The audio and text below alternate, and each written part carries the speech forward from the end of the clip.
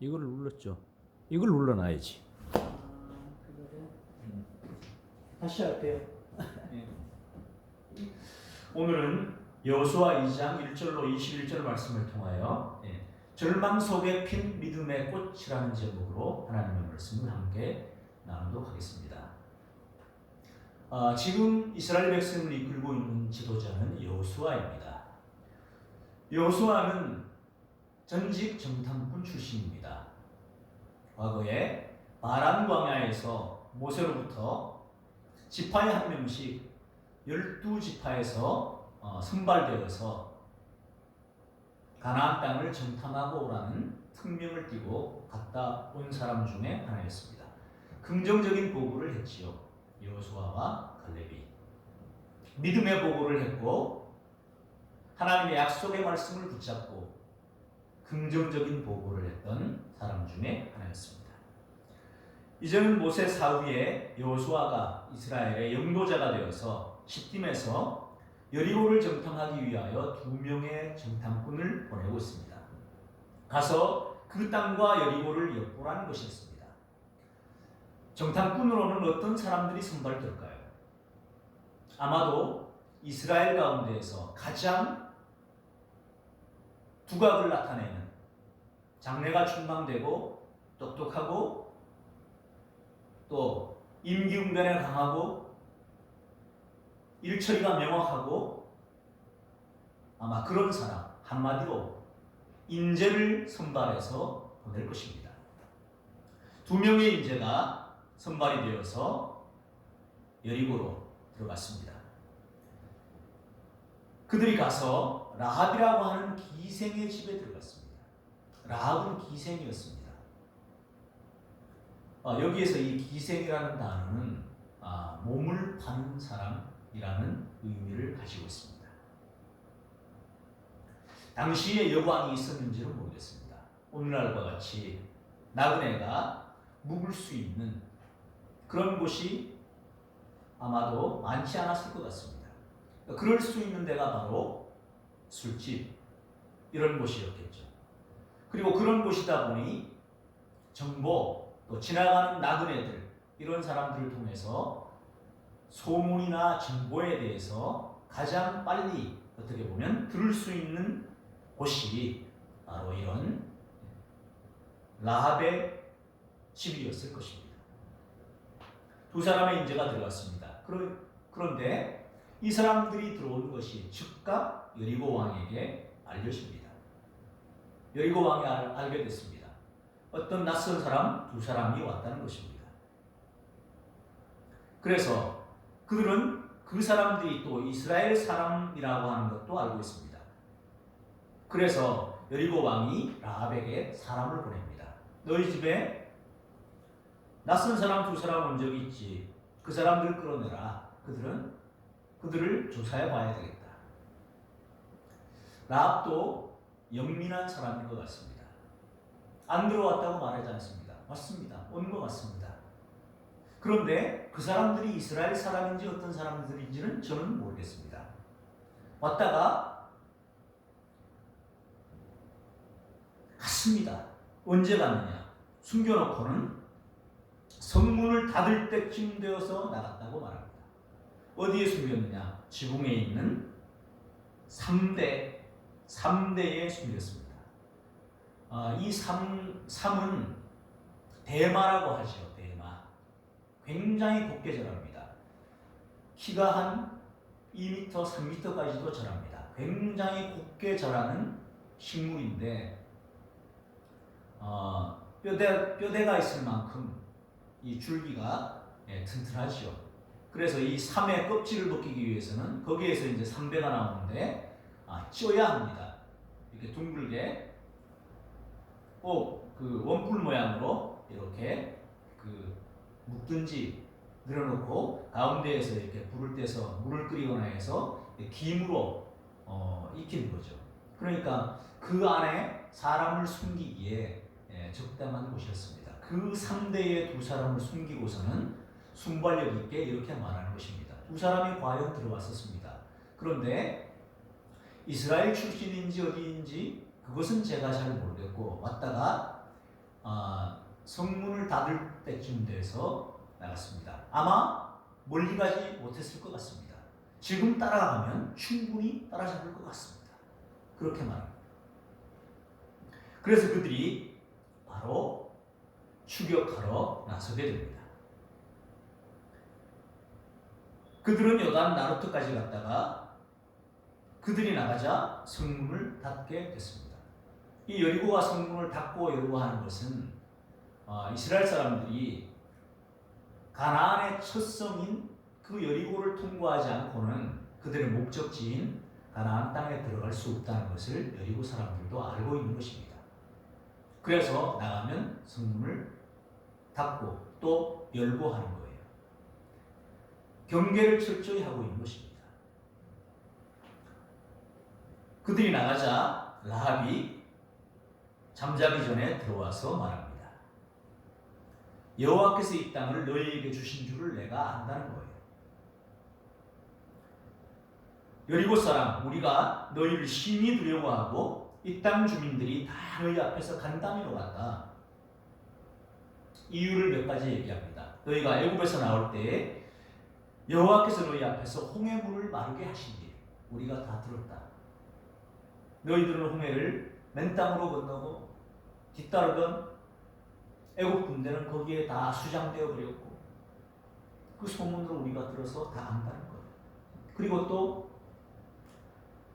광야를 지나면서 당시에 그 근동에서 가장 유명했던 사람들 아모리 왕 시혼, 바산 왕 옥을 너희가 물리친 것 그들을 정멸시킨 것을 우리가 들었다. 그런데 우리가 이해하기로는 너희는 애국에서 종살이하던 사람들인데 군인들도 아닌데 군사들도 아닌데 그들과 싸워서 이긴 것 이해가 되지 않는다는 거예요. 너희 하나님 여호와가 함께하지 않으시면 그런 일은 일어날 수 없다는 거예요.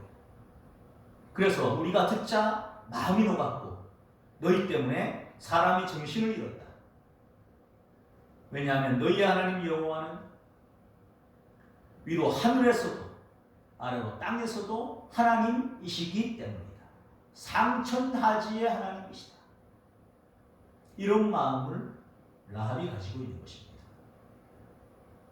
사람들로부터 들은 소문으로도 믿음이 생긴 것입니다. 그러면서도 하나님을 사랑하는 마음이 생긴 거예요. 그런데 이 라합은 말씀드렸지만 창녀였습니다. 몸을 파는 사람이에요. 집안이 넉넉했을까요? 집안이 넉넉했다면 굳이 그러한 일을 할 필요가 없었을 것입니다. 힘들게 자랐습니다. 가난한 집안에서 어렵게 자랐습니다. 부모님을 원망한 적도 있었을 것입니다.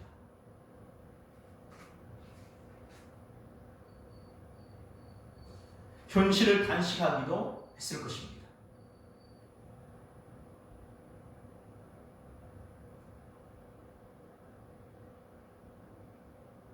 자신이 성장 기간 동안 수없는 비교 속에서 이리 짓밟히고 저리 짓밟히고 체인 여성일 수도 있습니다. 막장 인생을 살았습니다. 사람들로부터도 조롱을 받았습니다. 존중받지 못했습니다. 사람 대접하지 않았습니다. 필요할 때는 와서 무엇인가 그들의 욕심부린 눈으로 무엇인가를 취하려고 하지만 욕심이 채워지면 버려지기 일쑤였습니다. 그런데 그런 라합을 하나님이 보고 계셨습니다. 부모님을 원망하기도 해봤고 자기 삶의 현실 때문에 탄식도 해봤습니다. 이 굴레에서 벗어날 수 없는 것인가? 그런데 생계를 위해서 먹고 살기 위해서는 그 일을 할 수밖에 없었습니다. 세상에 버림받고 사람들은 자기를 욕하고 조롱하는 사람들 뿐이었습니다. 생각해 보기를 원하는 것은 이스라엘의 두 정탐꾼은 이스라엘 민족 가운데 가장 인재에 속하는 사람들입니다. 이 사람들이 정탐꾼으로 간다고 하는 것은 위험을 무릅쓰고 가는 것입니다. 잡히면 죽음입니다. 생명을 담보할 수 없습니다. 그럼 하나님 입장에서 볼 때 이스라엘의 하나님의 백성 최고의 인재 두 사람과 과연 이 라합이라고 하는 사람들에게도 존중받지 못하고 세상으로부터도 버림받고 자기 부모들에게서조차 과연 사랑받고 존중받으면서 컸는지 알 수 없는, 아마도 사랑받지 못하고 존중받지 못하고 성장한 이런 사람과 인재 두 사람을 바꿀 만큼 라합이 아름다운 사람이었을까요? 그렇지 못한 것 같습니다. 누구라도 천시하고 누구라도 조롱하고 누구라도 사람 대접하지 않았을 것입니다. 예수님의 족보에 들어가는 5명의 여인이 있습니다. 유다의 며느리, 그리고 아내였던 다말, 그리고 기생 라합, 이 라합의 며느리격인 룻, 다윗의 아내, 우리아의 아내였던 바세바, 예수님의 어머니 마리아. 그런데 사람들이 딸의 이름을 지을 때 가끔 룻이라고도 짓는 사람들을 봤습니다. 마리아 여러 개 있습니다. 그런데 다말, 라합, 바세바 찾아보기 힘듭니다. 믿음의 사람들이 오늘날 많음에도 불구하고 분명히 성경은 이들이 위대한 믿음의 사람들이라고 증언하고 있음에도 불구하고 오늘날에도 사람들은 라합이라고 딸의 이름을 짓지 않습니다. 그것은 아마도 라합이 기생이었기 때문에 결코 그렇게 이름을 짓지 않은 것입니다. 오늘날에도 어떤 의미에서 보면 영적으로 믿음의 눈으로 바라보지 않는 사람들, 그들의 시선 속에서 라합은 오늘날도 여전히 존중받지 못하고 조롱받고 천대받고 있습니다. 과거에도 그랬습니다. 자, 이런 라합이 소문을 듣습니다. 하나님의 능력에 대한 소문이었습니다. 출애굽할 때 그들이 분명히 군인들이 아님에도 불구하고 최강의 군대인 애국 군대를 바다에 수장시키신 하나님이 사랑하는 민족이라며, 하나님이 지키는 민족이라며, 바산왕 옥, 아모리왕 시온, 그들을 정멸시킨 민족이라고, 그것은 그들이 믿는 신이 아니면 이런 일이 결코 일어날 수 없다는 것을 알고 있는 사람이었습니다. 소문을 듣고 하나님을 믿었습니다. 상천하지의 하나님이라고 고백합니다. 위로 하늘에서도 아래로 땅에서도 너희가 믿는 여호와는 하나님이시다. 이것이 라합을 통해서 증언된 이스라엘의 하나님이셨습니다. 하나님은 출애굽을 통하여 또 광야를 지날 때도 하나님은 그 주위 근동의 사람들로부터 높임받는 영광을 받으시는 분이셨습니다. 여호수아가 이들에게 특명을 줘서 보냈습니다. 그 땅과 여리고를 정탐하라. 그런데 여리고 땅을 진격해 들어갈 때 과연 이들이 수집한 정보가 도움이 됐을까요? 거의 나타나지 않습니다. 다만 라합으로부터 들은 이야기, 그 땅 백성이 두려워하고 있고 우리에 대해서 간담이 녹아 있습니다. 물처럼 되어 있습니다. 공포를 느끼고 있습니다. 하나님이 분명히 우리 손에 넘길 것입니다. 그런 정도의 정보만 유용했습니다.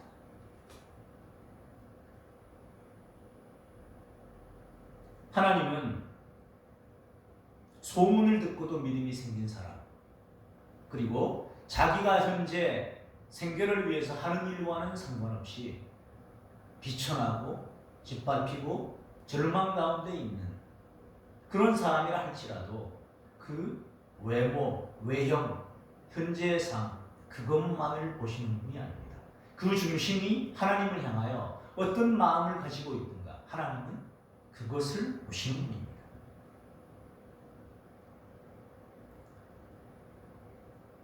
내면의 중심이 하나님을 사랑하는 라합을 부르십니다. 이 두 정탐꾼 중에 한 사람이 누구냐 하면 살몬입니다. 살몬. 나중에 라합하고 결혼하게 되죠. 살몬과 라합이 결혼해서 낳은 사람이 보아스입니다.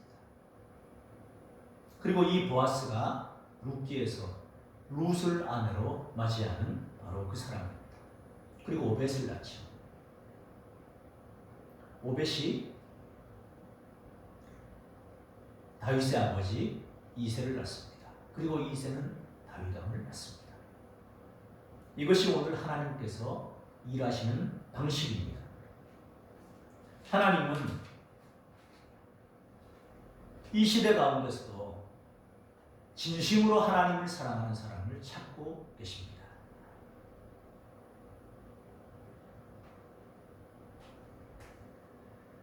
베드로전서 1장 18절로 19절 같이 한번 보겠습니다. 너희가 대속함을 받은 것은 오직 흠없고 점없는 어린 양 같은 그리스도의 보배로운 피로 된 것이니라. 라합이 지켜야 할 것은 하나였습니다. 라합이 상천하지의 하나님, 이스라엘의 소문을 듣고 본인이 믿고 있는 그 하나님에 대해서 고백하면서 그들에게 약속해달라고 합니다. 나와 우리 부모님과 우리 남녀 형제들과 그들에게 속한 모든 사람들의 생명을 지켜달라고 말합니다. 부탁합니다. 그리고 그들을 줄로 달아내립니다. 도망갈 수 있게 해줍니다. 당신들이 여리고를 정복할 때, 가나안 땅을 정복할 때 우리를 살려달라는 거예요. 약속합니다. 자기의 목숨을 걸고 약속합니다. 약속하고 지켜야 할 것은 하나였습니다. 모든 가족들을 반드시 너희 집안에 불러 모아 놓고 창문에 붉은 줄을 내라. 만약에 마음대로 다니다가 우리가 정복할 때 죽임을 당한다면 그것은 우리 책임이 아니다. 반드시 너희 집에 머물러야 하고 모든 사람 다 불러 모아놓고 함께 있어야 되고 창문에 붉은 줄을 내라. 그러면 그렇게 하겠다. 또 우리가 들어올 때까지 네가 이것을 누설하면 안 된다. 그렇게 약속을 했습니다. 출애굽 때가 생각납니다. 출애굽 때 하나님의 마지막 재앙은 장자 죽음 재앙이었습니다. 그때에 어린 양을 잡아서 그 피를 문 임방과 설주에 바르라고 말씀하십니다. 그리고 허리에 띠를 띠고 손에 지팡이 짚고 신발을 신고 급히 그 고기를 먹으라. 그리고 또 지켜야 하는 한 가지는 모든 사람들이 다 집안에 있어야지 집 밖에 다니면 안 된다는 것이었습니다. 그러면 여호와의 사자가 무엇을 보고요? 그 피를 보고 문 임방과 설주에 발라놓은 그 피를 보고 재앙이 넘어가리라. 장자 죽음의 재앙이 넘어가리라. 여기에서는 이집트 사람이라고 무조건 멸망이고 이스라엘 백성이라고 무조건 구원이 아니었습니다. 이 열 번째 재앙 때는 모세의 입을 통하여 전해주는 그 유월절 규례를 지키는 사람은 장자의 생명이 구원을 받았습니다. 그런데 그것을 이스라엘 백성이라고 해도 듣고 지키지 않는 사람은 장자가 죽었고 애국 백성이라 할지라도 모세의 유월절 규례를 듣고 지킨 사람은 구원을 받았습니다. 그런데 그렇지 않은 사람들은 죽임을 당하게 됐습니다. 사람이나 짐승이나. 바로의 자리에서부터 가장 천한 종의 자식까지 그리고 동물들까지 모든 처음난 것, 초태생은 죽임을 당하게 됐습니다. 그때에 여호와의 사자가 보고서 분별하고 재앙이 넘어간 결정적인 것은 문인방과 설주에 발라놓은 어린 양의 피였습니다. 그 어린 양의 피는 예수 그리스도를 상징합니다. 오늘 라합이 모든 자기 집안 사람들을 불러 모아놓고 두 정탐꾼을 줄로 달아내었던 그 창문에 붉은 줄을 메워놓는 것은 출애굽도의 그 광경과 거의 흡사합니다. 그 광경을 생각나게 합니다.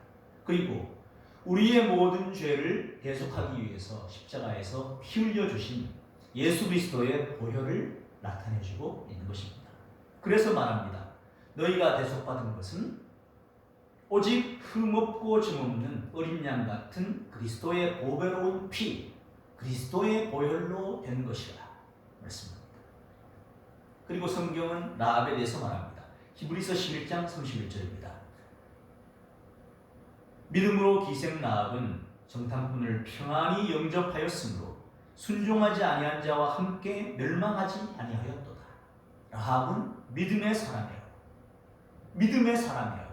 이방 여인이고 기생으로 청대받는 사람이었고 사람 대접받지 못하는 사람이었지만 라합은 믿음의 사람이라고 히브리서는 강력하게 주문하고 있습니다. 또 야고보서에서도 말합니다. 또 이와 같이 기생 라합이 사자들을 접대하여 다른 길로 나가게 할 때에 행함으로 의롭다 하심을 받은 것이 아니냐. 하나님에 대해서 위로 하늘에서도 아래로 땅에서도 하나님이라고 하는 고백만 했을 뿐 아니라 약속을 지켰습니다. 그 두 정탐꾼을 살아서 들어갈 수 있도록 보내주었고 자기 집안 모든 사람들을 집에 불러 모았고 약속, 붉은 줄을 창문에 내리는 그 약속을 온전히 지켰습니다. 그것을 행함으로 라합은 믿음의 사람이라 칭함을 받고 있습니다. 믿음은 행함과 함께 일하고 행함으로 믿음이 온전해지는 것입니다. 라합은 실천하는 신앙이었습니다. 약속만 믿고 있는 것이 아니라 그 약속을 반드시 실행했고 지킨 사람이었습니다. 그래서 여리고가 멸망받을 때에 구원받았을 뿐 아니라 우리에게 믿음의 조상 그리고 예수님의 족보에 들어가는 5 여인 중에 한 사람이 된 것입니다. 마태복음 1장 5절 6절입니다. 살몬은 라합에게서 보아스를 낳고 보아스는 루색에서 오벳을 낳고 오벳은 이새를 낳고 이새는 다윗 왕을 낳았습니다. 하나님은 오늘도 라합과 같은 사람을 찾으십니다. 라합과 같은 마음을 가진 이에게 하나님은 구원을 베푸십니다. 라합은 어떤 마음을 가졌을까요? 절망 속에서도 믿음을 가진 사람이었습니다. 절망 가운데서도 하나님을 사랑한 사람이었습니다. 여리고에 속해 있었으므로 태생적으로 그가 쉽게 만날 수 있는 신은 바알과 아세라였습니다. 한마디로 우상이었습니다. 그런 마을에서 자랐고 하는 일도 존중받지 못하고 천대받는 일이었습니다. 그런데 하나님에 대한 소문을 듣고도 하나님에 대한 믿음이 생겼습니다. 입으로 고백했고 하나님을 사랑하는 마음으로 살았습니다. 절망 가운데서도 소망을 품고 살았습니다. 삶이 아무리 절망적인 환경 가운데 있다 할지라도 그 중심이 하나님을 지향하고 있는 그 사람을 하나님은 오늘도 찾으십니다. 여호와의 눈은 온 땅을 두루 감찰하사 전심으로 자기에게 향하는 자들을 위하여 능력을 베푸시느니라. 그 능력이 오늘 라합에게 임했습니다. 라합과 동일한 일을 하지는 않지만 오늘날의 직장에서도 어려움을 겪고 있고 물질이 없기 때문에 가난하기 때문에 어려움을 겪고 있는 모든 사람, 연약하고 부족하고 이 세상에서 존중받지 못하고 대접받지 못하고 짓밟히고 힘들고 어려운 환경 속에 있는 그 사람이라 할지라도 하나님을 사랑하는 그 중심이 있다면 하나님은 그들을 위해 구원을 베푸시고 그들을 위해 일하십니다.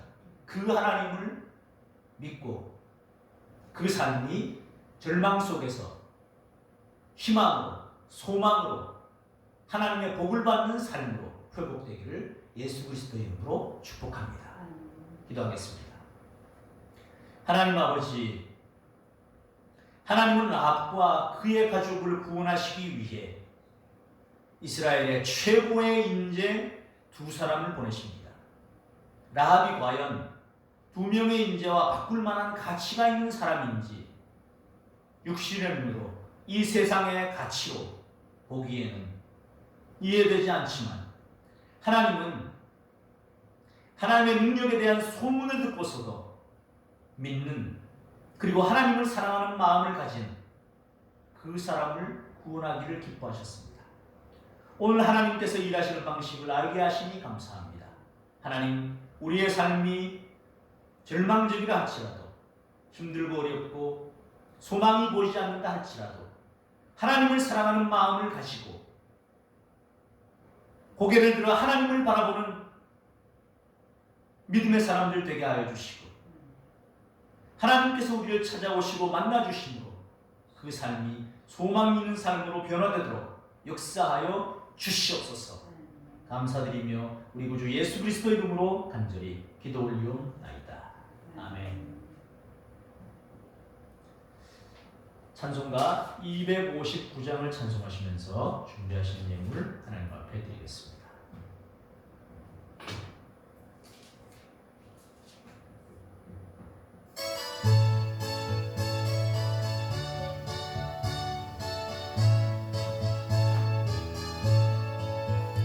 예수 십자가